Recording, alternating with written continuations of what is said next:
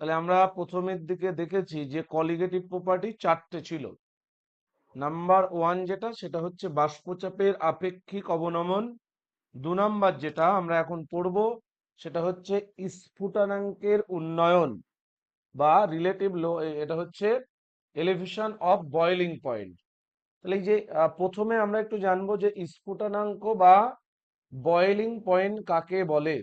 তাহলে যে উষ্ণতায় বা যে টেম্পারেচারে কোনো একটা লিকুইড বা তরল পদার্থ ফুটতে শুরু করে, তরলের সমস্ত অংশ থেকে তরলটা বাষ্পে পরিণত হতে শুরু করে, সেই উষ্ণতাটাকে তরলের কি বলা হয়, তাকে বলা হয় বয়েলিং পয়েন্ট। অর্থাৎ কোনো তরল যদি বয়েলিং পয়েন্টে থাকে, তাহলে সেই তরলের সমস্ত অংশ থেকেই কিন্তু তরলটা কি হতে শুরু করবে, বাষ্পীভূত হতে শুরু করবে। তাহলে আমরা এরকম একটা কন্টেনার বা পাত্রের মধ্যে যদি তরল জল নিই, এবার জলটা আমরা জানি যে 100 ডিগ্রি সেন্টিগ্রেড টেম্পারেচারে যখন জলের উষ্ণতা পৌঁছবে, জলের সমস্ত অংশ থেকে জলটা কিন্তু বাষ্পীভূত হতে শুরু করবে, অর্থাৎ তরল থেকে বাষ্পে পরিণত হবে। তাই এটাই হবে জলের টিবি বা বয়েলিং পয়েন্ট, বা এটাকে বলা হয় স্ফুটনাঙ্ক। তাহলে স্ফুটনাঙ্ক হচ্ছে যে যে উষ্ণতায় তরলের ভেপার প্রেসার বা তরলের যে বাষ্পচাপ, এই বাষ্পচাপটা বায়ুমণ্ডলীয় চাপের সাথে সমান হবে এবং তরলটি ফুটতে শুরু করবে বা তরলের সমস্ত অংশ থেকে তরলটি বাষ্পীভূত হবে, সেই উষ্ণতাকে কি বলবো আমরা, বয়েলিং পয়েন্ট বা স্ফুটনাঙ্ক। এরপরে যে স্ফুটনাঙ্ক বেড়ে যাচ্ছে, অর্থাৎ যখন কোনো একটি দ্রাবকে, যেমন বিশুদ্ধ জলের মধ্যে আগের দিন আমরা দেখছিলাম ইউরিয়া বা চিনি যোগ করছি, তখন এই যে উপরে শূন্যস্থান বা ফাঁকা জায়গা, এই শূন্যস্থান বা ফাঁকা জায়গায় কিন্তু কি হচ্ছে, জল বাষ্পের পরিমাণ কমে যাচ্ছে। তো আমরা জানি বাষ্পের পরিমাণ যত কমবে, বাষ্পচাপটাও তত কমে যাবে। তাহলে বাষ্পচাপ এখন 100 ডিগ্রিতে জলের বাষ্পচাপ ছিল 1 atm। তাহলে যখনই আমরা কিছুটা অনুদ্বায়ী দ্রাব যোগ করলাম, সেই বাষ্পচাপ 1 atm বা 760 মিলিমিটার পারদস্তম্ভের চাপ ছিল, সেই চাপটা কমে গিয়ে এখন সাপোজ আমরা আগের দিন যেটা দেখছিলাম 740, অর্থাৎ ছিল 760, কমে গেল, হয়ে যাচ্ছে 760 থেকে কমে হয়ে যাচ্ছে 740। তাহলে এখন বায়ুমণ্ডলীয় চাপ, এই যে এটাকে যদি আমরা বায়ুমণ্ডলীয় চাপ ধরি, তাহলে 100 ডিগ্রি সেন্টিগ্রেড উষ্ণতায় জলের বাষ্পচাপ এরকম বায়ুমণ্ডলীয় চাপের সঙ্গে কি হচ্ছিল, সমান হচ্ছিল। এখন যেই অনুদ্বায়ী দ্রাব যোগ করা হলো, হ্যাঁ মোস্তফা স্যার কিছু বলছেন? তাহলে অনুদ্বায়ী দ্রাব যখনই আমরা যোগ করছি, বাষ্পচাপটা এই যে 20 মিলিমিটার কমে গেল। এবারে এখন এই বাষ্পচাপকে যদি বাড়াতে হয়, তাহলে কি করতে হবে, উষ্ণতাটাও বাড়াতে হবে। তাহলে আগে 100 ডিগ্রিতে ফুটছিল, এখন আর 100 ডিগ্রিতে ফুটবে না। তাহলে এই যে 100 ডিগ্রি অপেক্ষা যতটা স্ফুটনাঙ্ক বেড়ে যাবে, সেটাকেই কি বলা হবে। এখন সাপোজ যদি অনুদ্বায়ী দ্রাব, এই জলের মধ্যে যখন চিনি বা ইউরিয়া যোগ করছি, যোগ করার পরে এখন এটা 102 ডিগ্রিতে ফুটছে। তাহলে বিশুদ্ধ জলের স্ফুটনাঙ্ক ছিল 100 ডিগ্রি, এখন দ্রবণের স্ফুটনাঙ্ক হয়ে গেল 102 ডিগ্রি। তাহলে স্ফুটনাঙ্ক বৃদ্ধি পেল বা স্ফুটনাঙ্ক বাড়লো কতটা, 102 - 100, অর্থাৎ এই 2 ডিগ্রি সেন্টিগ্রেড বেড়ে গেল। এইটাকে বলা হয় স্ফুটনাঙ্কের উন্নয়ন। তাহলে স্ফুটনাঙ্কের উন্নয়ন বলতে বোঝায়, তাহলে দ্রবণের স্ফুটনাঙ্ক সবসময় বেশি হবে, দ্রবণের স্ফুটনাঙ্ক মাইনাস বিশুদ্ধ দ্রাবকের স্ফুটনাঙ্ক।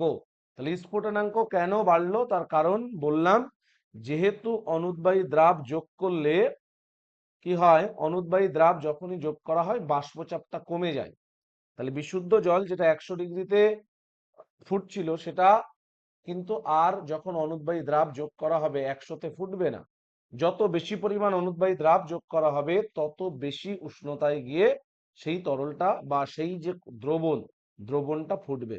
তাহলে যত বেশি পরিমাণ অনুদ্বায়ী দ্রাব যোগ করা হয়, তত স্ফুটনাঙ্কটা বেশি পরিমাণ বৃদ্ধি পায়। তাহলে এর পরেরটা, তাহলে এখান থেকে আমরা যেটা দেখাতে পারি, তাহলে রাউল্টের যে সূত্র, স্ফুটনাঙ্কের উন্নয়ন সংক্রান্ত রাউল্টের সূত্র রয়েছে, সেই সূত্রটা আমাদেরকে জানতে হবে। তাহলে রাউল্টের প্রথম যে সূত্র, রাউল্টের প্রথম সূত্রে কি বলছে, যে কোনো দ্রাবকে অনুদ্বায়ী তড়িৎ অবিশ্লেষ্য কঠিন দ্রাব যোগ করলে স্ফুটনাঙ্কের যে উন্নয়ন হয় বা স্ফুটনাঙ্ক যতটা বেড়ে যাবে সেটা দ্রবণের মোলাল গাঢ়ত্বের সাথে সমানুপাতিক। তাহলে একদম প্রথমের দিকে সেই জন্য বলছিলাম আমি যে কয়েকটা গাঢ়ত্বের সম্পর্কিত রাশিমালা প্রথমের দিকে বলে দিয়েছি যে এই রাশিগুলো একটু পড়তে হয়। তাহলে এই মোলাল গাঢ়ত্ব বা মোলালিটি কাকে বলে? 1 কেজি বা 1000 গ্রাম দ্রাবকে যত মোল দ্রাব থাকে, তাহলে 1 কেজি বিশুদ্ধ দ্রাবকে যত মোল দ্রাব উপস্থিত থাকে বা দ্রাব দ্রবীভূত থাকে সেই সংখ্যাকে বলা হয় মোলাল গাঢ়ত্ব বা মোলালিটি। এর এককটা কি হবে? ইউনিট বা একক হয় মোল পার কেজি। তাহলে মোলালিটির একক হয় কি? মোল পার কেজি, অর্থাৎ 1 কেজি দ্রাবকে কত মোল দ্রাব উপস্থিত। যদি 1 কেজি দ্রাবকে 1 মোল দ্রাব উপস্থিত থাকে, মোলালিটি বা মোলাল গাঢ়ত্ব 1 হবে। যদি 2 কেজি বা 2 মোল দ্রাব উপস্থিত থাকে, এই 1 কেজি দ্রাবকে যদি 2 মোল দ্রাব উপস্থিত থাকে, তখন দ্রবণটির মোলাল গাঢ়ত্ব বা মোলালিটি 2 হবে। তাহলে আমরা যেটা দেখলাম যে স্ফুটনাঙ্কের উন্নয়নটাকে ডেল্টা টিবি দিয়ে লেখা হয়। তাহলে ডেল্টা টিবি নট মানে এটা হচ্ছে বিশুদ্ধ দ্রাবকের স্ফুটনাঙ্ক, অর্থাৎ যেমন আমরা বলছিলাম বিশুদ্ধ জল যদি হয় তার স্ফুটনাঙ্ক 100 ডিগ্রি। এবার জলের মধ্যে যখনই আমরা কোনো একটা অনুদ্বায়ী দ্রাব যোগ করব, 100 ডিগ্রি অপেক্ষা সবসময় বেশি হবে। সাপোজ আমরা ধরলাম অনুদ্বায়ী দ্রাব যোগ করার ফলে এখন স্ফুটনাঙ্ক 102 ডিগ্রি হলো। তাহলে এই 102 ডিগ্রি স্ফুটনাঙ্ক যেটা, এটা হচ্ছে দ্রবণের স্ফুটনাঙ্ক। তাহলে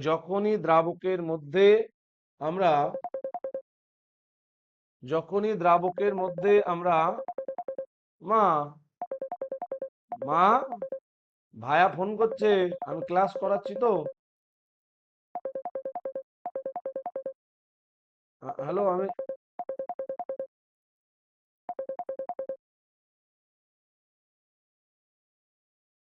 তাহলে যখনই অনুদ্বায়ী দ্রাব যোগ করছি তখন স্ফুটনাঙ্ক বাড়ছে। তাহলে বিশুদ্ধ জলের ছিল 100, সেখান থেকে অনুদ্বায়ী দ্রাব যোগ করার ফলে হয়ে গেল কত? 102 ডিগ্রি। তাহলে বেড়ে গেল কতটা? 2 ডিগ্রি। এইটাকে বলছি স্ফুটনাঙ্কের উন্নয়ন। এই স্ফুটনাঙ্কের উন্নয়ন ডেল্টা টিবি, এটা দ্রবণের মোলাল গাঢ়ত্ব বা মোলালিটিকে স্মল এম দিয়ে লেখা হয়। তাহলে দ্রবণের মোলাল গাঢ়ত্বের সাথে কি হবে? এটা সমানুপাতিক। তাহলে যখনই আমরা কোনো একটা দ্রাবকের মধ্যে অনুদ্বায়ী তড়িৎ অবিশ্লেষ্য কঠিন দ্রাব যোগ করব, তাহলে সেই দ্রবণের স্ফুটনাঙ্ক কতটা বাড়বে সেটা কার উপর নির্ভর করবে? দ্রবণের মোলাল গাঢ়ত্ব বা দ্রবণের এই যে মোলালিটি। তাহলে মোলালিটি মানে কি বললাম? 1 কেজি দ্রাবকে কত মোল দ্রাব উপস্থিত সেটাকে বলা হয় মোলালিটি। তাহলে এই মোলালিটির সাথে কি হবে? সেটা সমানুপাতিক। তাহলে সমানুপাতিক চিহ্ন তুললে একটা ধ্রুবক আনতে হয়। তাহলে সেই জন্য ডেল্টা টিবি সমানুপাতিক এম। এম যখন আমরা সমানুপাতিক চিহ্ন তুলবো, একটা ধ্রুবক নিয়ে আসলাম। এই ধ্রুবক যে কেবি, এই কেবিটাকে কি বলা হয়? এটাকে বলা হয় মোলাল স্ফুটনাঙ্ক উন্নয়ন ধ্রুবক। তাহলে এর ডেফিনেশন কি হবে? মোলাল স্ফুটনাঙ্ক উন্নয়ন ধ্রুবক আমরা পাচ্ছি ডেল্টা টিবি সমানুপাতিক এম। সমানুপাতিক চিহ্ন তুললে কি করতে হবে? ধ্রুবক আনতে হবে, কেবি ইন্টু এম। তাহলে এখন যদি এম ইকুয়াল টু 1 হয়, তখন আমরা কি লিখতে পারি? ডেল্টা টিবি সমান হবে কেবি। তাহলে ডেল্টা টিবি মানে স্ফুটনাঙ্কের যতটা বৃদ্ধি ঘটে সেটাকেই আমরা কি বলছি? Delta TB. তাহলে মাথায় রাখতে হবে এম এর মান 1 মানে হলো মোলালিটি 1। তাহলে 1 কেজি দ্রাবকে 1 মোল দ্রাব দ্রবীভূত থাকলে দ্রবণটির মোলালিটি কত হয়? 1। অর্থাৎ আমরা এখান থেকে বলতে পারি যে 1 কেজি বিশুদ্ধ দ্রাবকে যখন 1 মোল দ্রাব দ্রবীভূত করব, তখন যে পরিমাণ স্ফুটনাঙ্ক বৃদ্ধি পাবে সেটাকেই কি বলছি, কেবি বা মোলাল স্ফুটনাঙ্ক উন্নয়ন ধ্রুবক। তাহলে এটা হচ্ছে সূত্র। তাহলে এই কেবির ডেফিনেশন যদি বলি, তাহলে যেটা বললাম, এম ইকুয়াল টু যদি 1 হয়, তাহলে এম এর ভ্যালু যদি 1 হয়, তখন আমরা কি লিখতে পারি, ডেল্টা টিবি সমান সমান কেবি। তাহলে ডেল্টা টিবি মানে স্ফুটনাঙ্ক যতটা বেড়ে গেল। তাহলে এর ডেফিনেশন বললে এমনটা হবে যে 1 কেজি বা 1000 গ্রাম দ্রাবকে 1 মোল তড়িৎ অবিশ্লেষ্য দ্রাব যোগ করলে দ্রবণের যে স্ফুটনাঙ্কের উন্নয়ন হয়। তাহলে 1 কেজি দ্রাবকে 1 মোল দ্রাব যোগ করলে তখন যতটা স্ফুটনাঙ্কের উন্নয়ন হবে সেটাকেই বলা হবে স্ফুটনাঙ্ক উন্নয়ন ধ্রুবক বা কেবি। তাহলে এখান থেকে আমরা কেবির ইউনিট যদি বলি, কেবি ইকুয়াল টু কি হবে, এই যে আমরা পেলাম ডেল্টা টিবি সমান কেবি ইন্টু এম। তাহলে কেবি সমান হবে ডেল্টা টিবি বাই এম। তাহলে ডেল্টা টিবি মানে এটা যতটা উষ্ণতা বেড়ে যাচ্ছে বা স্ফুটনাঙ্ক যতটা বাড়ছে। তাহলে এটা তো সেন্টিগ্রেড বা কেলভিন, এসআই তে যদি লিখি তাহলে উষ্ণতার একক কি হবে, কেলভিন। তাহলে ডেল্টা টিবি মানে কি, এটা উষ্ণতা বা টেম্পারেচার যতটা বাড়ছে, তাহলে উষ্ণতার এসআই একক কেলভিন। আর মোলালিটি বা মোলাল গাঢ়ত্বের এককটা কি হয়, মোল পার কেজি। তাহলে কেজিটা একেবারে উপরে চলে গেলে হবে কেলভিন কেজি, আর মোল উপরে চলে গেলে হবে মোল ইনভার্স। তাহলে কেবির একক যেটা হবে সেটা হবে কেলভিন কেজি মোল ইনভার্স, এটা হচ্ছে কেবি এর একক। এবার কেবির মানটা কার উপর নির্ভর করে, কেবির মান দ্রাবকের প্রকৃতির উপর নির্ভর করে। এটা একটু মাথায় রাখতে হয় যে কেবির মানটা দ্রাবকের প্রকৃতির উপর নির্ভর করে, কিন্তু দ্রাবের প্রকৃতির উপর নির্ভর করে না।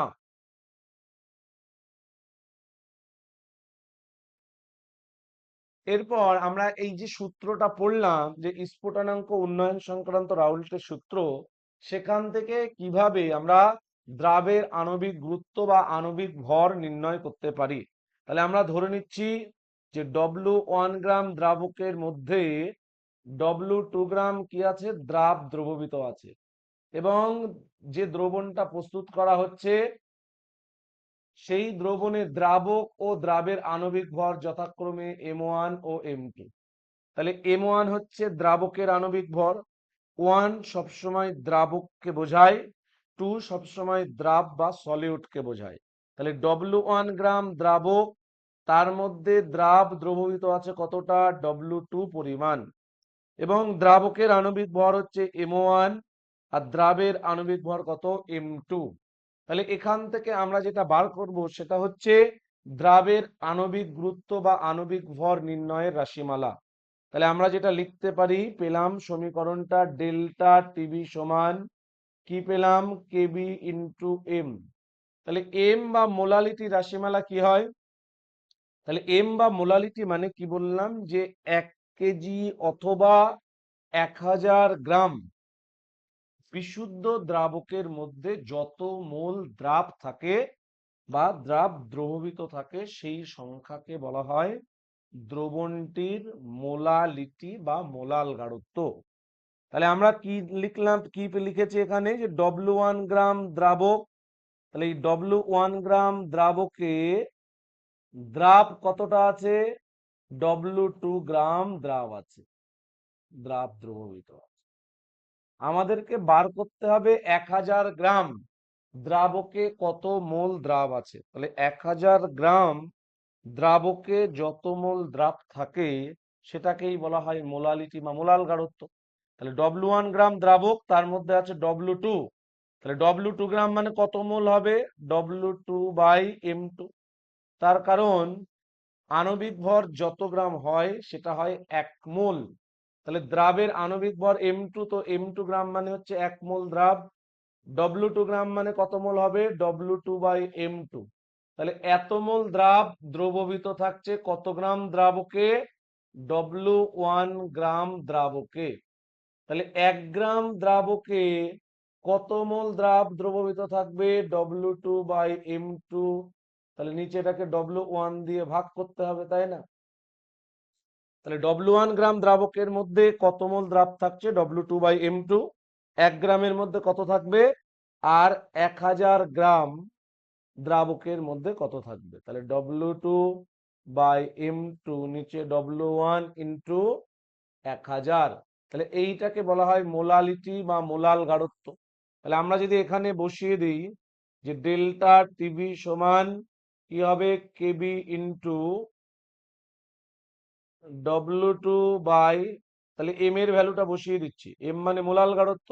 তাহলে মোলাল গাঢ়ত্বের বা মোলালিটি রাশিমালা আমরা এটা পেলাম, সেইটা এখানে বসিয়ে দেব।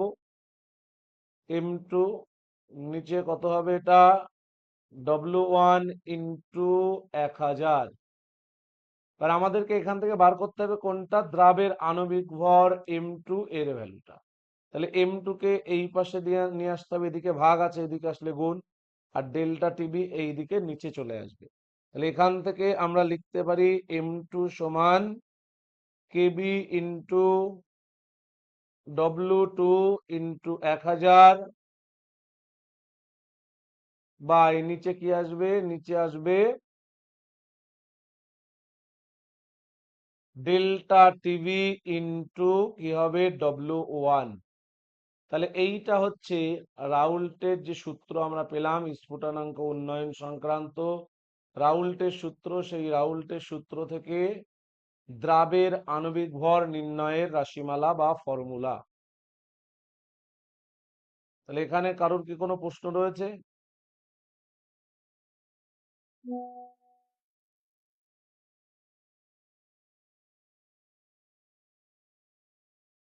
তাহলে আমরা পরেরটাই চলে যাই।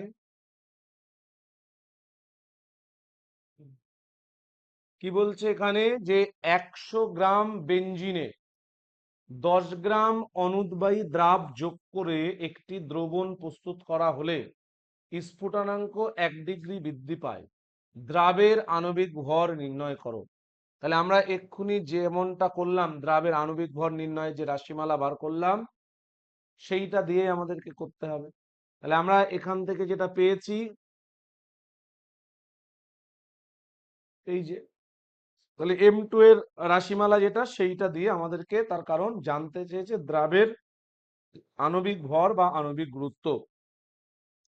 তাহলে দ্রাবের আণবিক ভর বা আণবিক গুরুত্ব যেটা, তাহলে M2 সমান কি হবে? কেবি ইন্টু W2 ইন্টু কত? 1000 বাই নিচে কি হবে? নিচে হবে ডেল্টা টিভি ইন্টু W1। এবার ওরা সব ভ্যালু বলে দিয়েছে। W1 মানে হচ্ছে দ্রাবকের পরিমাণ। তাহলে W1 এর ভ্যালু কত বলেছে? যে 100 গ্রাম বেঞ্জিনে। তাহলে এটা হচ্ছে এখানে দ্রাবকের পরিমাণ। তাহলে W1 এর পরিমাণ কত হবে? W1 এর ভ্যালু 100 গ্রাম।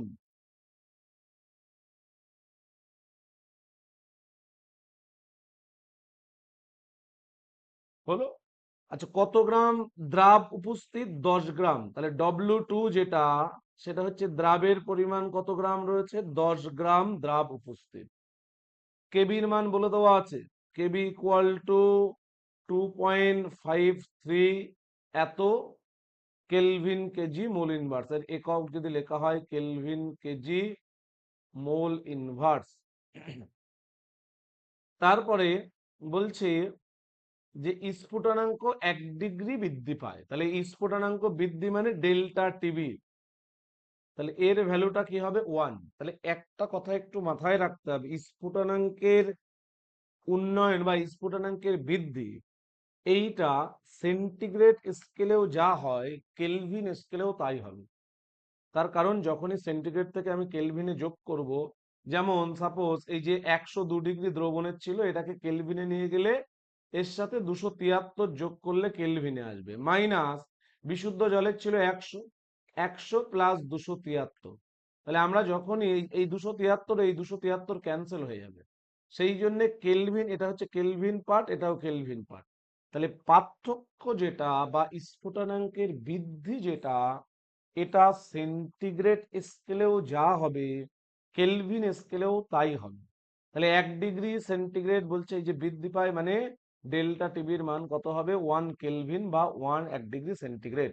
এবার ভ্যালুগুলো যদি আমরা এখানে সব পুট করি, বসিয়ে দিই, তাহলে কেবির মান কত পাবো, কেবি হচ্ছে 2.53 বলে দেওয়া আছে। W2 হচ্ছে 10 গ্রাম ইন্টু 1000 বাই নিচে কত হবে, ডেল্টা টিভির মান বলা আছে 1। আর W1 যেটা, W1 এর মান কত বলা আছে, 100 গ্রাম। তাহলে 100 বসিয়ে দেবো আমরা। বসিয়ে দেওয়ার পরে এখান থেকে তাহলে কি হবে, দুটো শূন্য দুটো শূন্য ক্যান্সেল।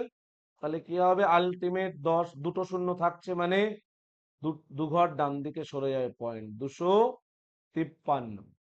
তাহলে অ্যান্সার কত হবে, দ্রাবের যে আণবিক ভর সেটা হবে 253। ঠিক আছে।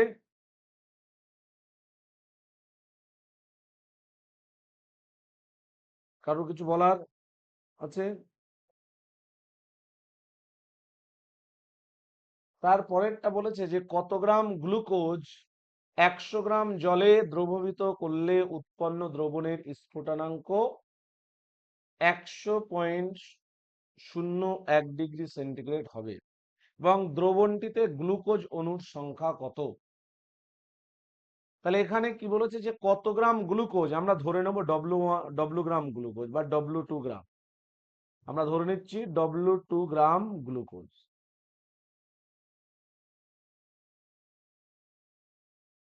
এবারে এই যে W2 এর রাশিমালা আমরা যদি দেখি, তাহলে এখান থেকে কিভাবে বার করতে পারি আমরা।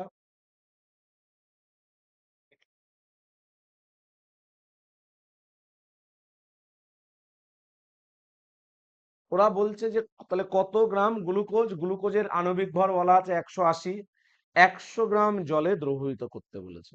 তাহলে আমরা যে সূত্রটা এক্ষুনি পেলাম, এই যে কেবি ইন্টু এম সমান কি হবে, এইটা সমান সমান হবে ডেল্টা টিবি। তাহলে আমাদের এম এর রাশিমালা যদি আমরা এখানে বসিয়ে দিই, কি পাবো, তাহলে কেবি ইন্টু এম মানে কি হবে, W2/M2, নিচে কত হয় W1 ইন্টু উপরে হবে 1000, এইটা সমান ডেল্টা টিবি। তাহলে এখান থেকে আমাদেরকে বার করতে হবে কার মান, W2 এর মান বার করতে হবে। তাহলে W2 সমান হবে ডেল্টা টিবি ইন্টু, তাহলে এইগুলো এইদিকে ভাগ আছে, এইদিকে আসলে এগুলো গুণ হয়ে যাবে এর সাথে। তাহলে M2 ইন্টু W1 বাই নিচে কত আসবে, নিচে চলে আসবে যে কেবি ইন্টু 1000। তাহলে কেবি ইন্টু কত হবে, 1000। এইটা যদি আমরা করি এখানে, তাহলে ডেল্টা টিবির মান বলা আছে, ডেল্টা টিবি এখান থেকে, ডেল্টা টিবি মানে কি, দ্রবণের স্ফুটনাঙ্ক মাইনাস দ্রাবকের স্ফুটনাঙ্ক।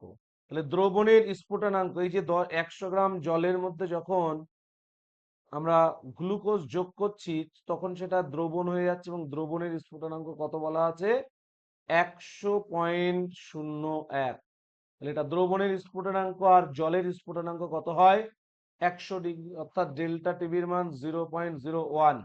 তাহলে এখানে আমরা ডেল্টা টিবির ভ্যালু 0.01 বসালাম। M2 গ্লুকোজের আণবিক ভর এখানে বলে দেওয়া আছে 180।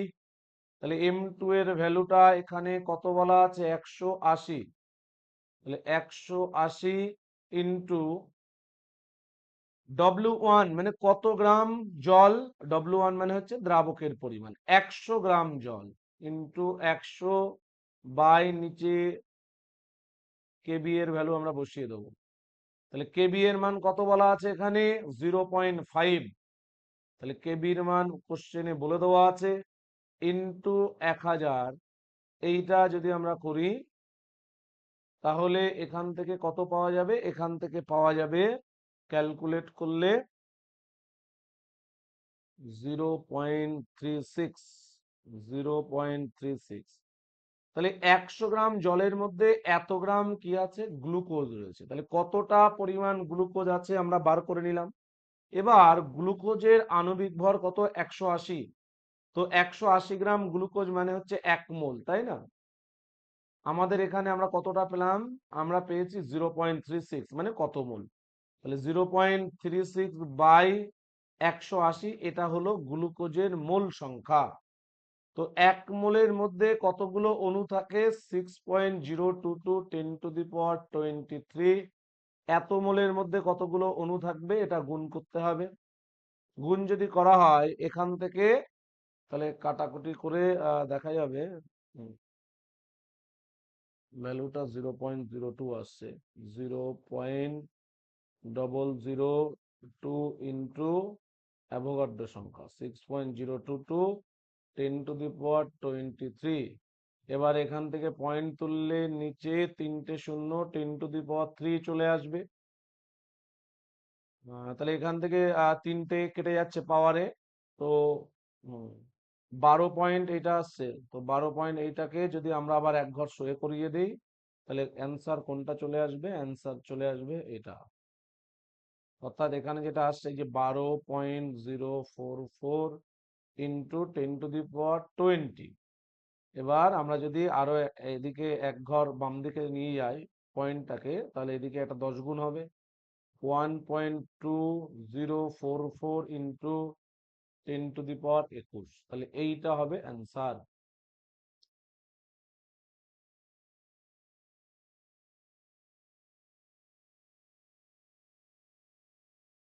আচ্ছা, তাহলে এই অঙ্কটা আমি একই রকম ভাবে আমি বলে দিচ্ছি, একটুখানি জাস্ট হিন্টস দিচ্ছি।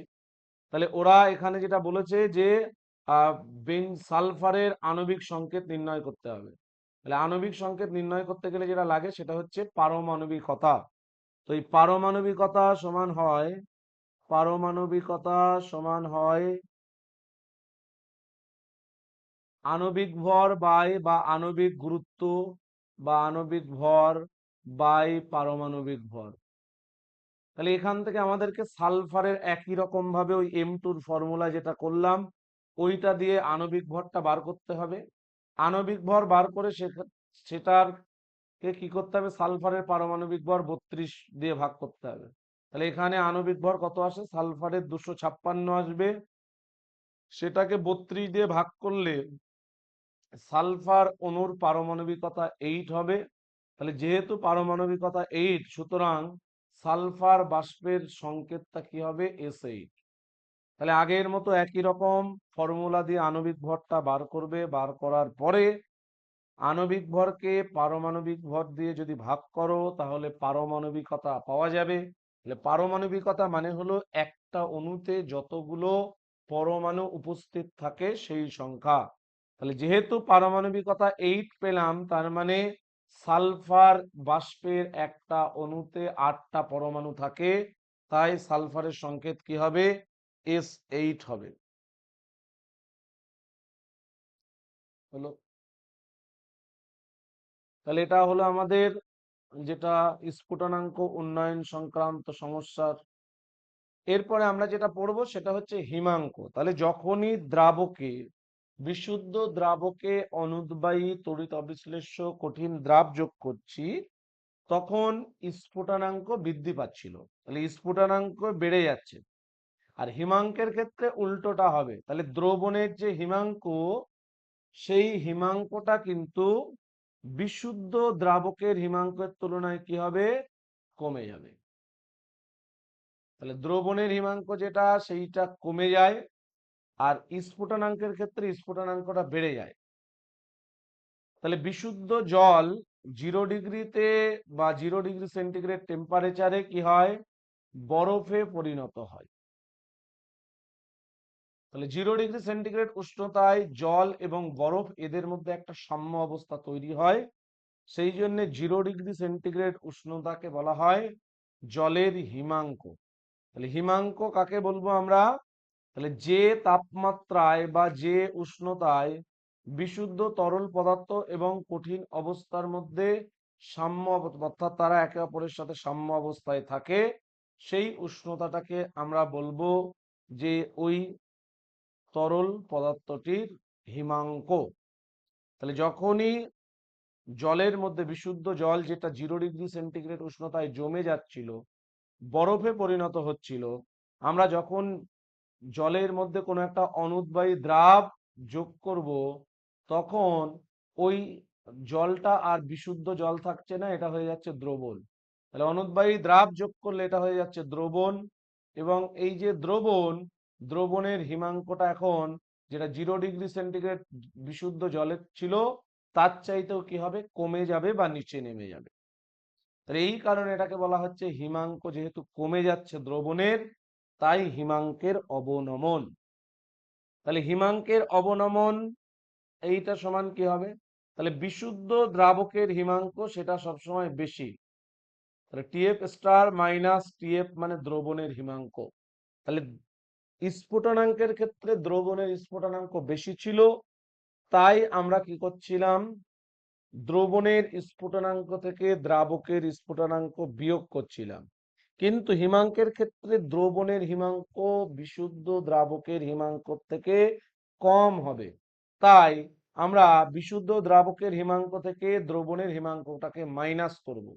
তাহলে জলের হিমাঙ্ক কত, 0 ডিগ্রি। এবার এখন যখন জলের মধ্যে কিছু ইউরিয়া যোগ করলাম, সেটা হয়ে গেল কত, -3। তাহলে ছিল, এটা হয়ে যাচ্ছে -3, অর্থাৎ এটা 3 কেলভিন কমে গেল হিমাঙ্ক। এই যে, তাহলে ডেল্টা টিএফ এইটা কিন্তু হচ্ছে কি, এইটা 3 আসছে। আর যখন আমরা এই যে টিএফ বলছি, তখন সেটা হবে -3। তাহলে -3 মানে জল থেকে আরো 3 ডিগ্রি সেন্টিগ্রেড টেম্পারেচার কমে গেল। তাহলে হিমাঙ্ক কমে যাওয়ার যে কারণ, সেই কারণগুলো কি কি হতে পারে, তাহলে 1 নাম্বার হচ্ছে অনুদ্বায়ী দ্রাব যোগ করছি, যখনই দ্রাব যোগ করছি বাষ্পচাপ কমে যাচ্ছে। 2 নাম্বার, বিশুদ্ধ দ্রাবকের হিমাঙ্ক দ্রবণের হিমাঙ্ক আর জমাট বাঁধবে না।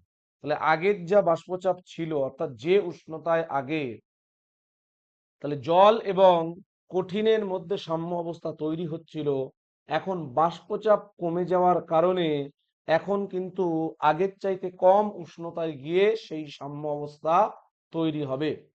অর্থাৎ কি হবে, তাপমাত্রা আরো কমাতে হবে এবং এক পর্যায়ে গিয়ে তখন দ্রবণের বাষ্পচাপ কঠিন দ্রাবকের বাষ্পচাপের সাথে সমান হবে। সেই কারণে হিমাঙ্ক কিন্তু কমে যায়। তাহলে আগে যেটা 0 ডিগ্রিতে ইকুইলিব্রিয়াম বা সাম্যাবস্থা স্ট্যাবলিশড হচ্ছিল, এখন কিন্তু তাপমাত্রা, ওই তাপমাত্রাতে আর সাম্য অবস্থা স্ট্যাবলিশড হবে না বা সাম্য অবস্থা প্রতিষ্ঠিত হবে না। এখন টেম্পারেচার আস্তে আস্তে কমাতে হবে। তাহলে কমাতে কমাতে যে উষ্ণতায় গিয়ে সাম্য অবস্থা তৈরি হবে, তাকেই আমরা বলবো হিমাঙ্ক। তাহলে অনুদ্বায়ী দ্রাব যোগ করলে দ্রবণের হিমাঙ্ক যতটা কমে যাবে, সেটাকে আমরা বলবো হিমাঙ্কের অবনমন। তাহলে আমরা যদি বলি দ্রবণের হিমাঙ্ক 3, তার মানে হিমাঙ্কের অবনমন যদি 3 বলি, তার মানে হচ্ছে দ্রবণের হিমাঙ্ক হবে কত, -3 ডিগ্রি সেন্টিগ্রেড। তাহলে কেন এটা 3 এসছে, এটা হচ্ছে হিমাঙ্কের অবনমন। তাহলে দ্রবণের স্ফুটনাঙ্ক যেটা, এই দ্রবণের হিমাঙ্ক যেটা, সেটা কিন্তু কম হবে বিশুদ্ধ দ্রাবকের তুলনায়। তাহলে টিএফ স্টার মানে এটা হচ্ছে বিশুদ্ধ জলের বা বিশুদ্ধ দ্রাবকের হিমাঙ্ক, আর টিএফ মানে এটা হচ্ছে দ্রবণের হিমাঙ্ক। তাহলে এই দ্রবণেরটা মাইনাস, তার আগে মাইনাস মাইনাস এটা কি হয়ে যাচ্ছে, প্লাস হয়ে যাচ্ছে।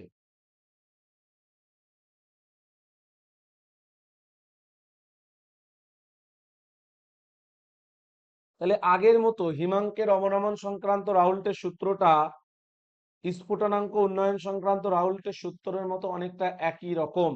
তাহলে এখানেও কি বলছে, যে কোনো দ্রাবকে যখন আমরা অনুদ্বায়ী তড়িৎ অবিশ্লেষ্য কঠিন দ্রাব যোগ করব, তাহলে যে দ্রবণটা তৈরি হবে, সেই দ্রবণের হিমাঙ্কের যে অবনমন হবে, তাহলে সেই হিমাঙ্কের অবনমনটা দ্রবণের মোলালিটি বা দ্রবণের মোলাল গাঢ়ত্বের সাথে কি হবে, সমানুপাতিক। তাহলে যখন আমরা কোনো একটা দ্রাবকে অনুদ্বায়ী তড়িৎ অবিশ্লেষ্য কঠিন দ্রাব যোগ করছি, তাহলে যোগ করার ফলে যে দ্রবণ তৈরি হলো, তাহলে এই দ্রবণের হিমাঙ্ক এখন আগে যে বিশুদ্ধ তরল ছিল তার তুলনায় হিমাঙ্ক কি হবে, কম হবে। এখন কতটা কম হবে সেটা কার সাথে, কার উপর ডিপেন্ড করছে, দ্রবণের মোলালিটি বা মোলাল গাঢ়ত্ব। তাহলে হিমাঙ্কের অবনমন ডেল্টা টিএফ যদি হয়, সমানুপাতিক কি হবে, এম। এম মানে মোলাল গাঢ়ত্ব বা এটাকে বলা হয় মোলালিটি। তাহলে মোলালিটি কাকে বলে একটু আগেই দেখিয়ে দিলাম, যে 1 কেজি অথবা 1000 গ্রাম দ্রাবকের মধ্যে যত মোল দ্রাব উপস্থিত থাকে বা দ্রবীভূত থাকে সেই সংখ্যাকে বলা হয় দ্রবণটির মোলালিটি বা মোলাল গাঢ়ত্ব। তাহলে রাউল্ট বলছে যে হিমাঙ্ক যেটা কমে যাচ্ছে, সেই হিমাঙ্ক যতটা কমছে সেটা কার সাথে সমানুপাতিক হচ্ছে, মোলাল গাঢ়ত্বের সাথে কি হবে, সেটা সমানুপাতিক। তাহলে সমানুপাতিক চিহ্ন তুললে ধ্রুবক আনতে হবে আগের মতো একই রকম সেম। তাহলে ডেল্টা টিএফ সমানুপাতিক এম, সমানুপাতিক চিহ্ন তুললে হবে ডেল্টা টিএফ সমান কে এফ ইন্টু এম। তাহলে আগের মতো এটাকেও বলা হয় মোলাল হিমাঙ্ক অবনমন ধ্রুবক। তাহলে এই মোলাল হিমাঙ্ক অবনমন ধ্রুবক যেটা, তাহলে এর একক বা ইউনিট কি হবে, এখান থেকে কি লিখতে পারি, কে এফ সমান ডেল্টা টিএফ বাই এম। তাহলে ডেল্টা টিএফ মানে কি, উষ্ণতা যতটা বা হিমাঙ্ক যতটা কমছে, তাহলে এটা হচ্ছে এর এককটা কি হবে, উষ্ণতার একক এসআই পদ্ধতিতে কেলভিন। আর মোলালিটির একক কি বললাম, মোল পার কেজি। তাহলে আমরা এখান থেকে যেটা বলতে পারি, লিখতে পারি যে কেএফ এর এককটা কি হবে, কেলভিন কেজি মোল ইনভার্স। তাহলে আগেরটা যেমন কেবি এর একক যা ছিল, কেএফ এর এককটাও তাই হবে। এবং এই কেএফ এর ডেফিনেশন যদি আমরা বলি কি হবে, তাহলে আমরা যেটা পেলাম সম্পর্ক, যে ডেল্টা টিএফ সমান হবে কেএফ ইন্টু এম। তাহলে এম ইকুয়াল টু যদি 1 হয়, আমরা তখন কি লিখতে পারি, কেএফ সমান লিখতে পারি ডেল্টা টিএফ।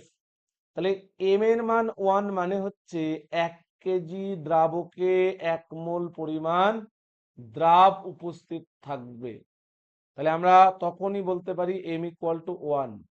তাহলে 1 কেজি দ্রাবকে 1 মোল পরিমাণ অনুদ্বায়ী তড়িৎ অবিশ্লেষ্য কঠিন দ্রাব দ্রবীভূত করলে তখন হিমাঙ্ক যতটা কমবে সেটাকেই বলা হবে মোলাল হিমাঙ্ক অবনমন ধ্রুবক। তাহলে এখান থেকে ঠিক আগের মতো একই রকম রাশিমালা আমরা বার করতে পারি, এটা আমি দেখাচ্ছি না। তাহলে এখান থেকে মোলালিটির যে গাণিতিক রাশিমালা একটু আগেই আমরা করলাম। তাহলে W1 গ্রাম দ্রাবকে W2 গ্রাম দ্রাব যদি দ্রবীভূত থাকে সেক্ষেত্রে মোলালিটি রাশিমালা W2/M2, এটা হচ্ছে দ্রাবের মূল সংখ্যা। তো এত মোল দ্রাব কত গ্রাম দ্রাবকের মধ্যে রয়েছে, W1 গ্রাম দ্রাবকের মধ্যে। তাহলে 1 গ্রাম দ্রাবকের মধ্যে কত মোল থাকবে, W1 দিয়ে ভাগ হবে। আর 1000 গ্রাম দ্রাবকের মধ্যে যত মোল দ্রাব থাকবে সেটাকে বলা হয় মোলালিটি। তাহলে আমরা এই মোলালিটির যে রাশিমালা সেই জায়গাটায় এখন এই গাণিতিক সমীকরণটা বসিয়ে দিলাম। বসিয়ে দিয়ে তাহলে M2টাকে এই দিকে টেনে নিয়ে গেলাম আর ডেল্টা টিএফটাকে নিচে পাঠিয়ে দিলাম। তাহলে এখান থেকেও ঠিক আগের মতো আমরা পেয়ে গেলাম যে দ্রাবের আণবিক ভর নির্ণয়ের রাশিমালা আমরা এখান থেকে পেয়ে গেলাম।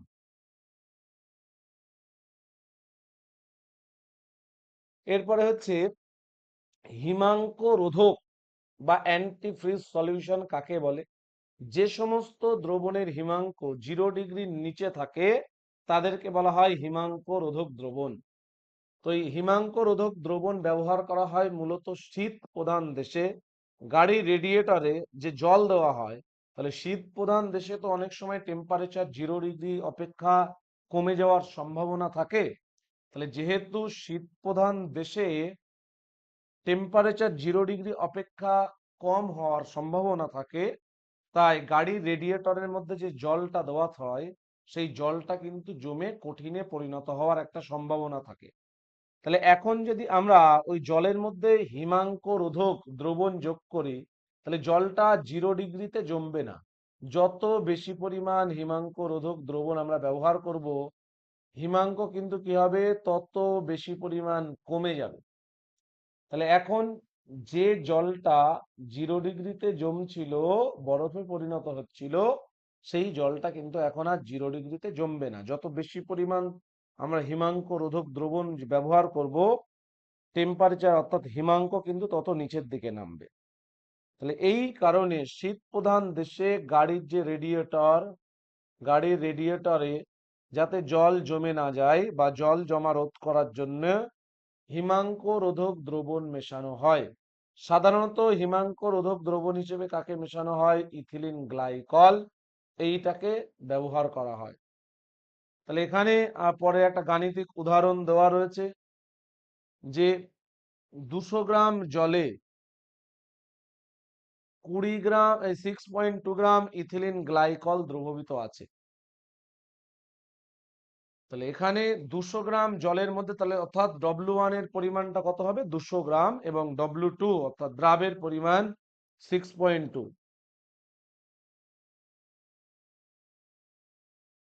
ইথিলিন গ্লাইকল দ্রবীভূত করলে দ্রবণের হিমাঙ্কটা কত হবে সেইটা আমাদেরকে বার করতে বলেছে, যে দ্রবণের হিমাঙ্ক কত।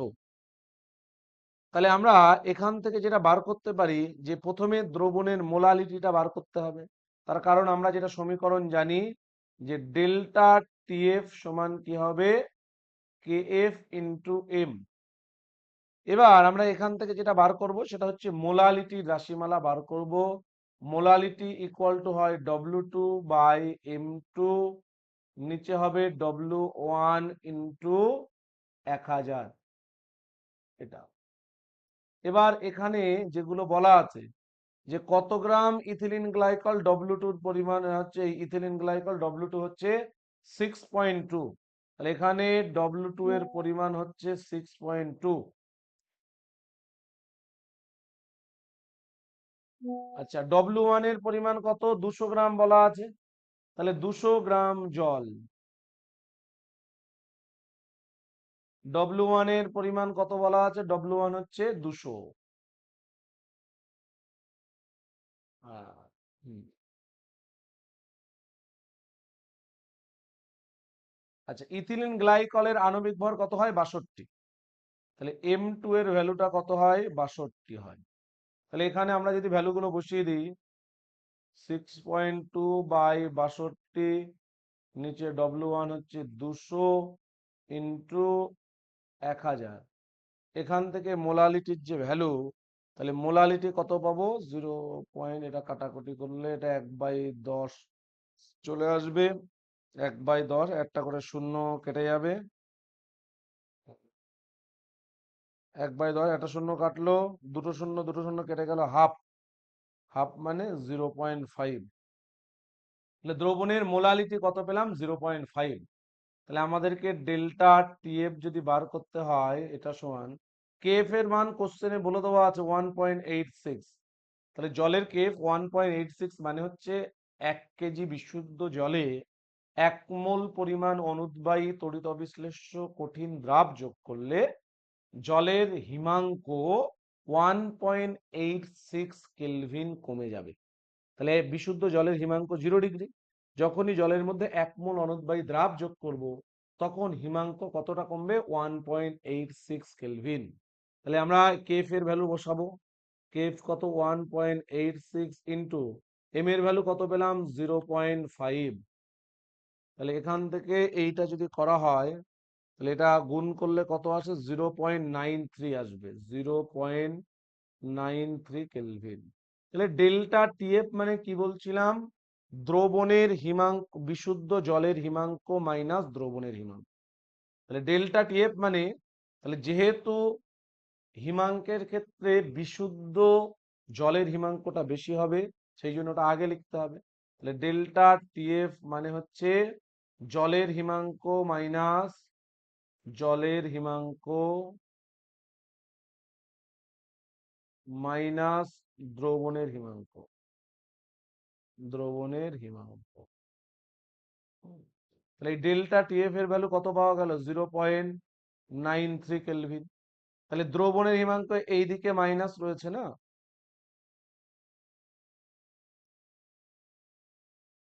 হ্যাঁ, তাহলে আমাদেরকে বার করতে হবে দ্রবণের হিমাঙ্ক, এইটা। তাহলে এইটাকে যদি এই পাশে পাঠিয়ে দিই, তাহলে জলের হিমাঙ্ক কত হয়? 273। আচ্ছা, এইটা এই দিকে আসলে মাইনাস হবে। 0.93 সমান সমান কি হবে? দ্রবণের হিমাঙ্ক।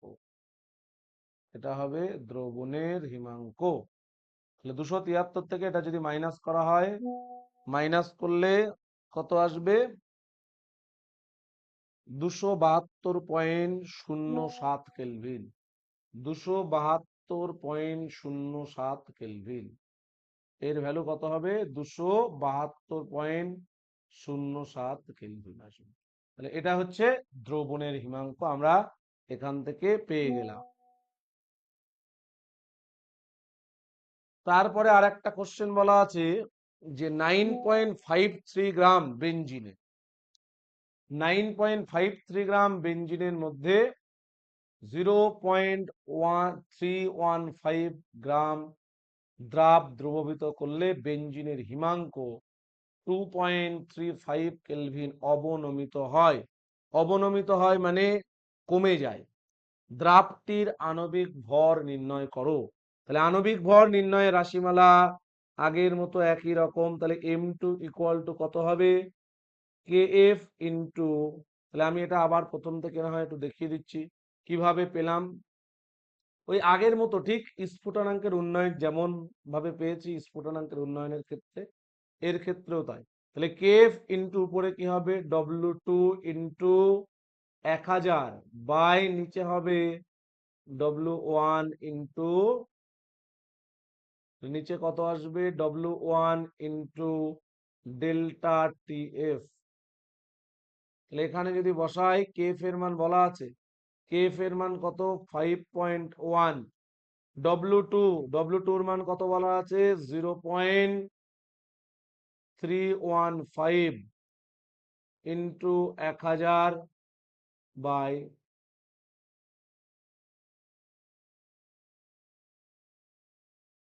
নিচে কত আসবে? W1 মানে হচ্ছে 9.35, 9.35 ইন্টু কত হবে? Delta TF। তাহলে হিমাঙ্ক ডেল্টা TF মানে হিমাঙ্ক যতটা অবনমন হয় 2.35।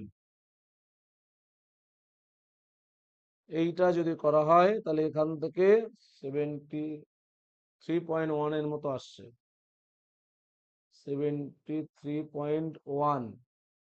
তাহলে কোনটা হবে? এখানে এখানে আসবে আমাদের উত্তর এইটা প্রথমটা।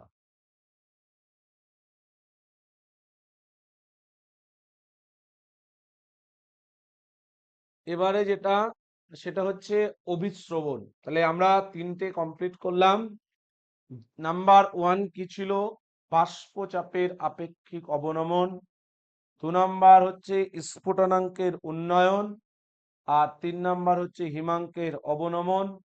4 নাম্বার হচ্ছে অভিস্রবণ চাপ। তাহলে এই অভিস্রবণ কাকে বলে এটা আগে আমরা জানবো। তাহলে অভিস্রবণ বিষয়টা কি?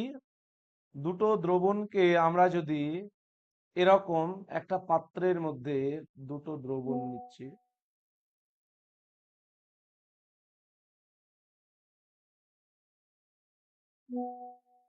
তাহলে এরকম পাত্র নিয়েছি, এর মধ্যে এটা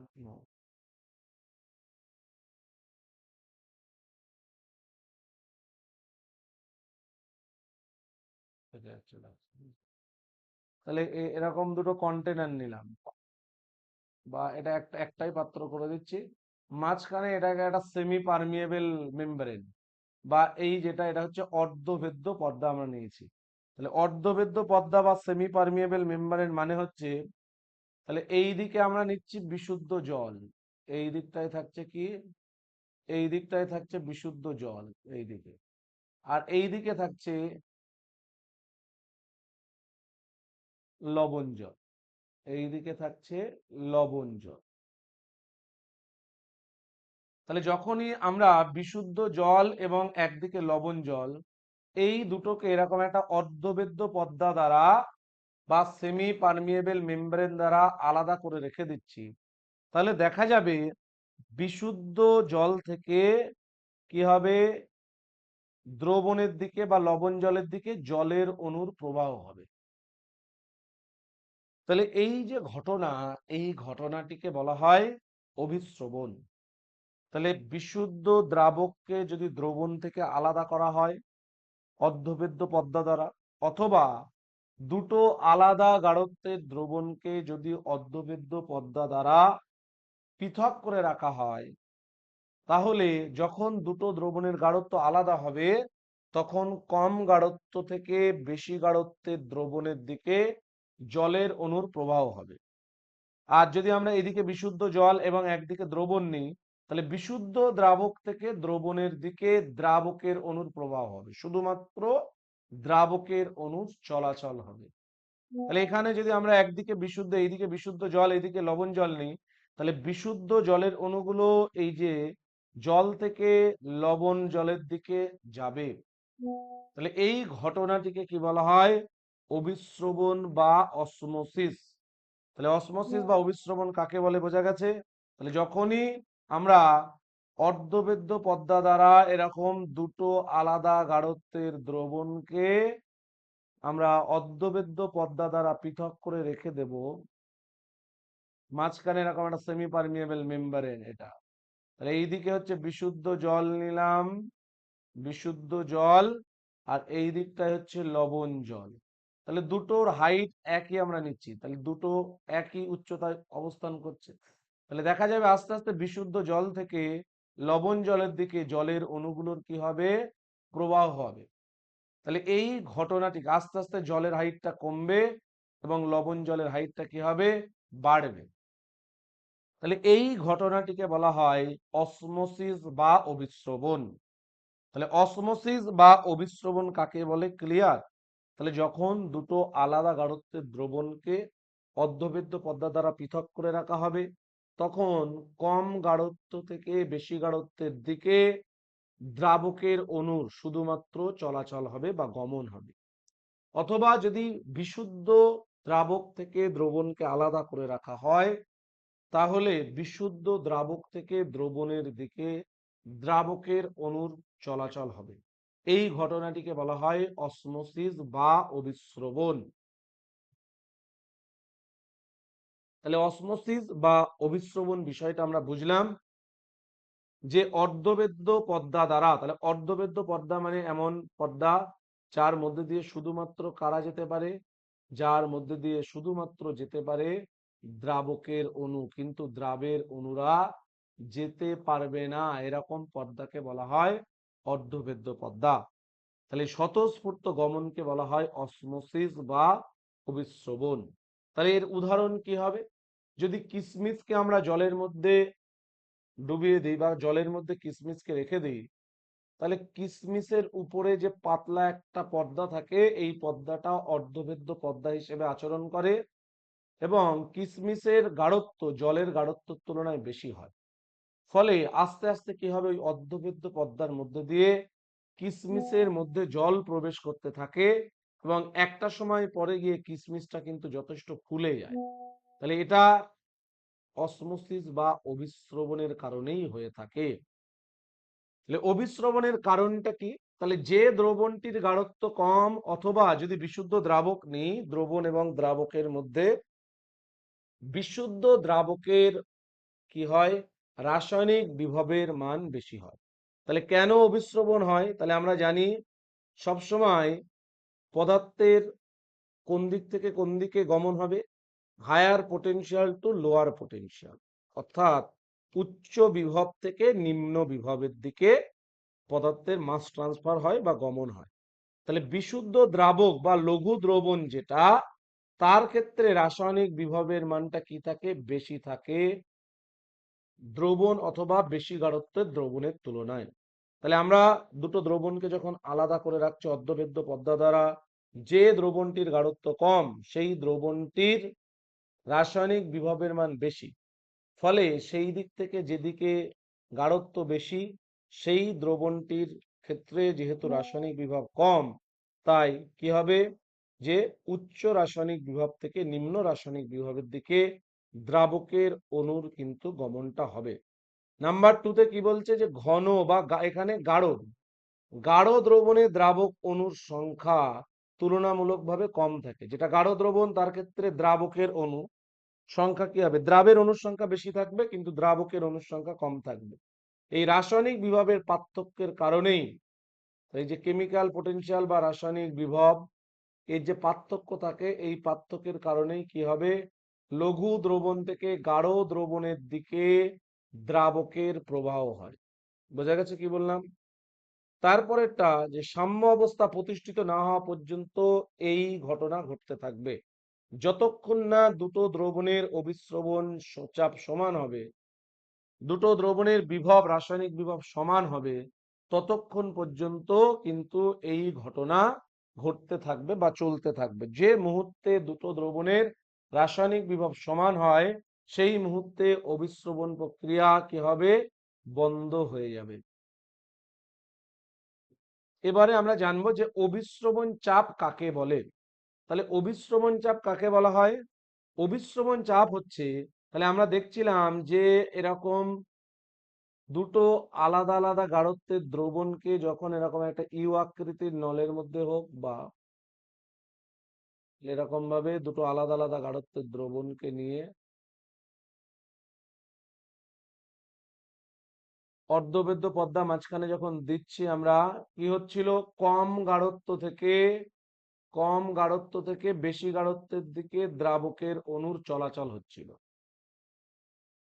তাহলে আমরা কি বলতে পারি? যে দ্রবণটির গাঢ়ত্ব বেশি, তার রাসায়নিক বিভব কম, তাহলে সেই দ্রবণের উপর সর্বনিম্ন, তাহলে যে দ্রবণটির গাঢ়ত্ব বেশি সেই দ্রবণটির উপরে সর্বনিম্ন যে পরিমাণ চাপ প্রয়োগ করলে অভিস্রবণ প্রক্রিয়া বন্ধ হয়ে যায়, তাহলে সর্বনিম্ন যে চাপ প্রয়োগ করলে অভিস্রবণ প্রক্রিয়াটা কি হবে? থেমে যাবে বা বন্ধ হয়ে যাবে, সেই চাপটাকে বলা হয় ওই দ্রবণটির অভিস্রবণ চাপ। তাহলে এইদিকে বিশুদ্ধ জল, এইদিকে লবণ জল, তাহলে কি হচ্ছিল? বিশুদ্ধ জল থেকে লবণ জলের দিকে জলের অনুপ্রবাহ হচ্ছিল।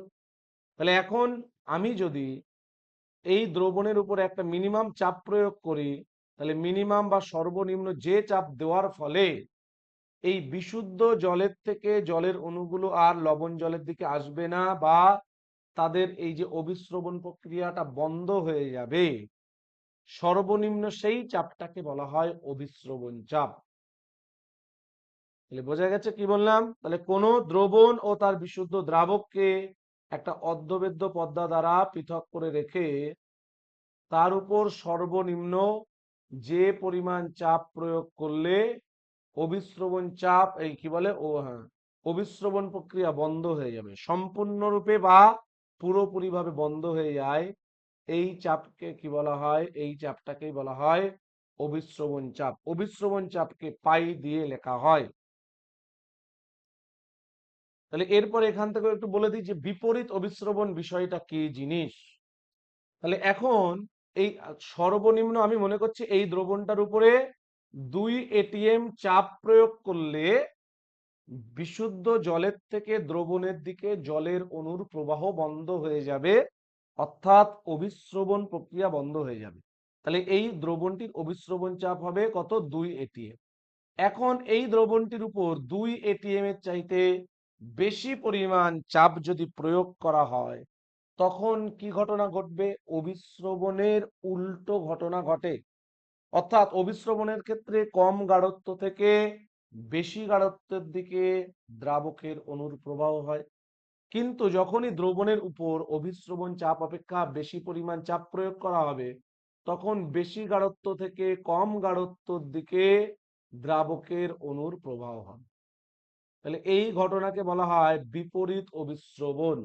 তাহলে দ্রবণের উপর যদি অভিস্রবণ চাপ অপেক্ষা বেশি পরিমাণ চাপ প্রয়োগ করা হয়, সেক্ষেত্রে কি হয়? বেশি গাঢ়ত্ব থেকে কম গাঢ়ত্বের দিকে দ্রাবকের অণুর প্রবাহ হয়। তাহলে অভিস্রবণের ক্ষেত্রে কি হয়? কম গাঢ়ত্ব থেকে বেশি গাঢ়ত্বের দিকে দ্রাবকের অণুর প্রবাহ।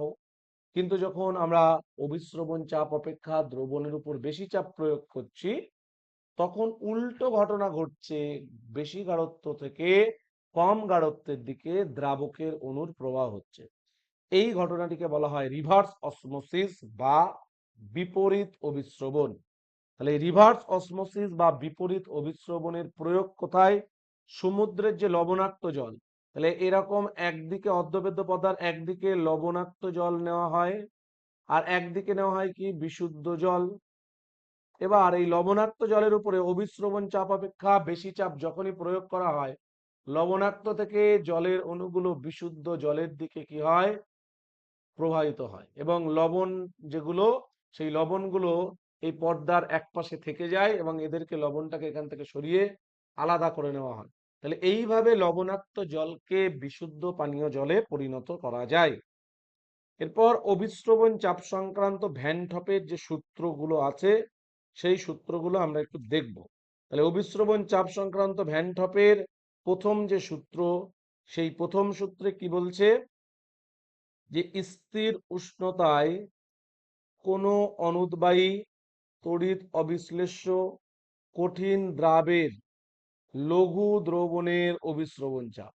তাহলে দ্রবণটা সবসময় কেমন হবে, লঘু দ্রবণ, আর দ্রাবটা হবে অনুদ্বায়ী তড়িৎ অবিশ্লেষ্য এবং কঠিন দ্রাব। এমন দ্রবণের অবিশ্রবণ চাপ দ্রবণের মোলার গাঢ়ত্বের সমানুপাতিক। তাহলে যে দ্রবণের মোলার গাঢ়ত্ব যত বেশি, সেই দ্রবণের অবিশ্রবণ চাপ। তাহলে সি মানে এটাকে বলা হয় মোলার গাঢ়ত্ব। এবারে এই মোলার গাঢ়ত্ব বিষয়টা কি জিনিস, যে প্রতি লিটার দ্রবণে বা 1 লিটার দ্রবণে যত মোল দ্রাব থাকে, 1 লিটার দ্রবণে উপস্থিত দ্রাবের মোল সংখ্যা, উপস্থিত দ্রাবের মোল সংখ্যাকে বলা হয় দ্রাবের মোল সংখ্যা। এইটাকে বলা হয় মোলার গাঢ়ত্ব বা মোলারিটি। মোলাল গাঢ়ত্ব মানে কি ছিল, 1 কেজি দ্রাবকে যত মোল দ্রাব থাকে তাকে বলা হয় মোলাল গাঢ়ত্ব বা মোলালিটি। আর মোলার গাঢ়ত্ব, তাহলে পার্থক্য কোথায়, একটা ছিল, আগেরটা ছিল মোলাল, আর এখন এটা হচ্ছে মোলার। তাহলে মোলার গাঢ়ত্ব মানে কি বললাম, এইটা যে 1 লিটার দ্রবণে উপস্থিত দ্রাবের মোল সংখ্যাকে বলা হয় মোলার গাঢ়ত্ব। তাহলে কোনো একটা দ্রবণের মোলার গাঢ়ত্ব, এই অবিশ্রবণ চাপ দ্রবণটির মোলার গাঢ়ত্বের সাথে কি হবে, সমানুপাতিক, যখন দ্রবণের উষ্ণতাটা স্থির থাকবে। এটা প্রথম সূত্র। দ্বিতীয় সূত্র কি বলছে, যে স্থির গাঢ়ত্বে, তাহলে একটা নির্দিষ্ট গাঢ়ত্বের দ্রবণের ক্ষেত্রে দ্রবণের অবিশ্রবণ চাপ কার সাথে সমানুপাতিক, দ্রবণের পরম উষ্ণতার সাথে কি হবে, দ্রবণের পরম উষ্ণতার সাথে সমানুপাতিক। প্রথমটা পেলাম পাই সমানুপাতিক, অর্থাৎ অবিশ্রবণ চাপ মোলার গাঢ়ত্বের সাথে সমানুপাতিক। দ্বিতীয় যেটা পেলাম সেটা হচ্ছে অবিশ্রবণ চাপ দ্রবণের পরম উষ্ণতার সাথে সমানুপাতিক। আর 3 নাম্বার সূত্র কি বলছে, যে একটা নির্দিষ্ট আয়তনে সমমোল পরিমাণ যদি আমরা দ্রাব নিই, তাহলে প্রত্যেক ক্ষেত্রে অবিশ্রবণ চাপের মান সমান হয়। তাহলে প্রত্যেকটা দ্রবণের ক্ষেত্রে দ্রাবের মোল সংখ্যা কি হবে, সমান, এবং দ্রাবকের পরিমাণটা যদি একই হয়, তাহলে আলাদা আলাদা দ্রবণের ক্ষেত্রেও অবিশ্রবণ চাপটা একই হয়। তার কারণ হচ্ছে অবিশ্রবণ চাপ যেহেতু এটা একটা কলিগেটিভ প্রপার্টি বা এটা একটা সংখ্যাগত ধর্ম, তাহলে অবিশ্রবণ চাপ এটা কিন্তু দ্রাবের প্রকৃতির উপর নির্ভর করে না। তাহলে সবসময় কিসের উপর নির্ভর করে, দ্রাবের কণার সংখ্যার উপরে নির্ভর করবে। তাহলে অবিশ্রবণ চাপ বা যা কলিগেটিভ প্রপার্টি, সংখ্যাগত ধর্ম আমরা পড়লাম, প্রত্যেকটাই কিন্তু কার উপরে নির্ভর করবে, এগুলো নির্ভর করবে কণার সংখ্যার উপরে, দ্রাবের কণার সংখ্যা। বা সেই দ্রাবটা ইউরিয়া না গ্লুকোজ না সুক্রোজ, কি ধরনের দ্রাব নেওয়া হচ্ছে তার উপরে নির্ভর করবে না। যদি নির্দিষ্ট আয়তনের দ্রবণের ক্ষেত্রে দ্রাবের কণার সংখ্যা সমান হয়, ইউরিয়া এবং গ্লুকোজ দ্রবণ উভয় দ্রবণের কণার সংখ্যা যদি সমান হয়, তাহলে ওই যে সংখ্যাগত ধর্মের মানটাও কিন্তু কি হবে, অর্থাৎ অবিশ্রবণ চাপটাও একই হবে। তাহলে এরপরে আমরা যেটা পড়বো সেটা হচ্ছে আইসোটনিক দ্রবণ, হাইপোটনিক দ্রবণ আর হাইপারটনিক দ্রবণ কাকে বলে। তাহলে প্রথমে হচ্ছে আইসোটনিক দ্রবণ কাকে বলবো আমরা। তাহলে দুটো দ্রবণ আমরা যখন এরকম অর্ধবেদ্য পর্দা দ্বারা আলাদা আলাদা করে রাখবো, তাহলে যদি দেখা যায় যে দুটো দ্রবণের অবিশ্রবণ চাপ সমান, তাহলে দুটো দ্রবণকে আমরা অর্ধবেদ্য পদ্মা দ্বারা এরকম কি করে রেখে দিচ্ছি আলাদা। তাহলে একটা দ্রবণের অভিস্রবণ চাপ পাই 1, অপরটার পাই 2। তাহলে এই যে পাই 1 সমান সমান যদি পাই 2 হয়, তখন দ্রবণ দুটিকে কি বলা হবে? পরস্পরের আইসোটনিক দ্রবণ। তাহলে দুটি দ্রবণের অভিস্রবণ চাপ যদি সমান হয়ে যায়, তখন ওই দ্রবণ দুটিকে কি বলা হয়? আইসোটনিক দ্রবণ। এখন দুটো আলাদা আলাদা গাঢ়ত্বের দ্রবণকে যদি নেওয়া হয়, তাহলে যে দ্রবণটির গাঢ়ত্ব বেশি সেই দ্রবণটিকে কি বলা হবে? হাইপারটনিক দ্রবণ। তাহলে দুটো দ্রবণের মধ্যে যার অভিস্রবণ চাপ বা যার গাঢ়ত্ব বেশি তাকে বলা হয় হাইপারটনিক দ্রবণ, এর গাঢ়ত্ব বেশি হবে। আর যে দ্রবণের গাঢ়ত্ব কম তাকে বলা হয় হাইপোটনিক দ্রবণ।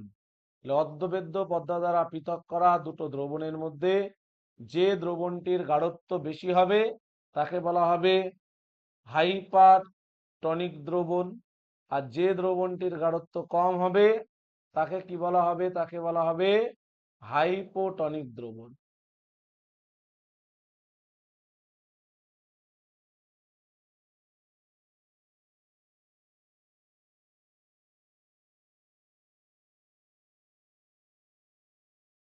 এবার অনেক সময় এখান থেকে ওই প্রশ্ন দেয় যে দুটি দ্রবণ আইসোটনিক, কথার অর্থ কি? দ্রবণ দুটোর অভিস্রবণ চাপ কি হবে? সমান হবে। তাহলে ওই কারণে এই যে 0.84% NaCl কে কি বলা হয়? 0.84% NaCl কে প্রমাণ লবণ জল বলে, বা স্যালাইন যেটা, এটাকে এটাতে ব্যবহার করা হয় প্রমাণ লবণ জল। আমাদের রক্তরসের গাঢ়ত্বের সাথে 0.84% NaCl দ্রবণের গাঢ়ত্বটা সমান হয়ে যায়। সেই জন্যে যখন স্যালাইন বা আমরা 0.84% NaCl দ্রবণ আমাদের রক্তের মধ্যে প্রবেশ করানো হয়, রক্ত সেক্ষেত্রে সংকুচিতও হয় না, আবার প্রসারিতও হয় না। তার কারণ দুটো দ্রবণের যেহেতু গাঢ়ত্ব সমান, সেই জন্যে রক্ত লোহিত কণিকা থেকে জল বাইরের দিকে বেরিয়েও আসে না, আবার বাইরে থেকে জল কিন্তু লোহিত কণিকার মধ্যে প্রবেশও করে না। কিন্তু যদি দুটো দ্রবণের গাঢ়ত্ব আলাদা হতো, তাহলে যদি NaCl দ্রবণ বা স্যালাইনের গাঢ়ত্ব যদি বেশি হয়, তখন সেক্ষেত্রে কি হবে? আমাদের রক্তের লোহিত কণিকা থেকে জলটা বাইরে বেরিয়ে আসবে, লোহিত কণিকা তখন চুপসে যাবে। অপরদিকে আবার যদি NaCl দ্রবণের গাঢ়ত্ব রক্তের গাঢ়ত্বের চাইতে কম হয়, তাহলে লোহিত কণিকার মধ্যে কিন্তু তখন জল ঢুকবে, আস্তে আস্তে লোহিত কণিকা ফুলে ফেটে নষ্ট হয়ে যাবে, যেটাকে বলা হয় হিমোলাইসিস। এবং আমরা তাহলে এখান থেকে যেটা অভিস্রবণ চাপ সংক্রান্ত ভ্যান টপের সমীকরণ পেয়েছি, সেখান থেকে ভ্যান টপের একটা সমীকরণটা তৈরি করব সূত্র থেকে। তাহলে প্রথম সূত্রে কি বলছিল? পাই সমানুপাতিক সি। সি মানে হচ্ছে কি? মোলার গাঢ়ত্ব। সি মানে হলো মোলার গাঢ়ত্ব। তারপরে কি পেলাম? পাই সমানুপাতিক টি। তাহলে এখান থেকে লিখতে পারি পাই সমানুপাতিক সিটি। তাহলে পাই সমান, এখান থেকে সমানুপাতিক চিহ্ন তুললে একটা ধ্রুবক আনতে হবে, সেই ধ্রুবকটা হচ্ছে সার্বজনীন গ্যাস ধ্রুবক আনলা হলো। তাহলে পাই ইকুয়াল টু কি লেখা যায়? পাই ইকুয়াল টু সিআরটি। তাহলে এটা অভিস্রবণ চাপ সংক্রান্ত ভ্যান টপের সমীকরণ। তাহলে এটা হলো ভ্যান টপের সমীকরণ, অভিস্রবণ চাপ সংক্রান্ত ভ্যান টপের সমীকরণ। তাহলে এই অভিস্রবণের কারণেই কিন্তু আমাদের গলা যখন ব্যথা হয় আমরা লবণ জল দিয়ে গার্গেল করি।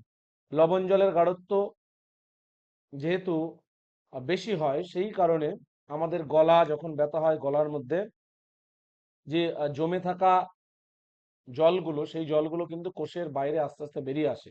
ফলে ব্যথাটাও আস্তে আস্তে কি হয়? ব্যথাটাও আস্তে আস্তে কমতে থাকে, বা ব্যথাটা রিমুভ হয়ে যায়, কমে যায়। একই কারণে উচ্চ চাপযুক্ত রক্তচাপযুক্ত যে রোগী, তাদের কিন্তু ডাক্তাররা লবণ কম খেতে বলে। তার কারণ যখনই লবণ বেশি খাবে, তখন লবণটা NaCl ভেঙে গিয়ে এগুলো অ্যাবনর্মাল কলিগেটিভ প্রপার্টি আর একটা দিন করিয়ে দিলে হয়ে যাবে। এবং সব রকমের কোশ্চেন এবার মিক্সড আপ করে করব। এতদিন পর্যন্ত যে যতটা পড়লাম সবগুলোর উপরে আমরা আগামী দিন অ্যাবনর্মাল কলিগেটিভ প্রপার্টি, খুব ছোট টপিক, এইটা করে যতগুলো টপিক পড়েছি প্রত্যেকটা টপিকের উপরে একটা কম্বাইন সব রকমের MCQ মিক্সড আপ করে আমরা পরের দিন কিন্তু এই চ্যাপ্টার উপরে যত রকমের MCQ মোটামুটি আসতে পারে পরীক্ষার জন্য সব রকম প্র্যাকটিস করব। তাহলে আজকে এই পর্যন্ত থাক। আমরা আবার নেক্সট দিন অর্থাৎ কালকে আবার রয়েছে, কালকে আমরা আবার বাকিটা দেখবো।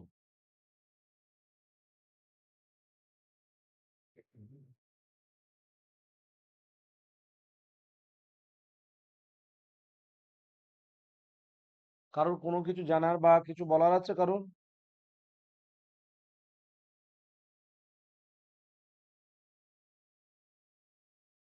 ঠিক আছে।